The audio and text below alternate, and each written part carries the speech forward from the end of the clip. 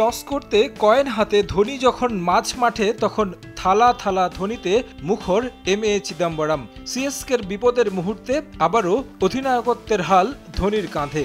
সবশেষ 2023 সালে আইপিএলের ফাইনালে অধিনায়কত্ব করেছিলেন, তবে নিয়মিত অধিনায়ক ইনজুরিতে পড়ায় আবারও দায়িত্ব নিতে হলো।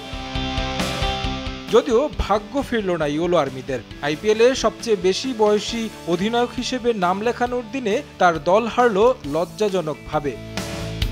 টস হেরে প্রথমে ব্যাট করতে নেমে বিপাকে পড়ে স্বাগতিকরা। দলীয় 16 রানে ডেভন কনওয়েকে হারায় তারা। ছন্দে থাকা রাচিন রবীন্দ্রও খুব বেশি কিছু করতে পারেননি। মঈন আলীকে উইকেট দিয়ে ফিরেছেন 12 রানে।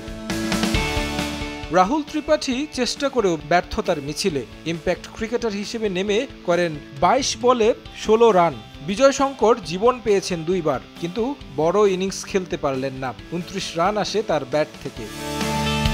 এরপর অশ্বিন, জাদেজারা ছিলেন আসা যাওয়ার মিছিলে। ভরসা ছিল ক্যাপ্টেন কুলের উপর। 8 নম্বরে নেমে রান করেছেন মাত্র 1। ঘরের মাঠে সর্বনিম্ন রান সংগ্রহের লজ্জায় পড়ে চেন্নাই সুপার কিংস। 13 রান দিয়ে 3 উইকেট নেন সুনীল নারাইন। 103 রানে থামে সিএসকে।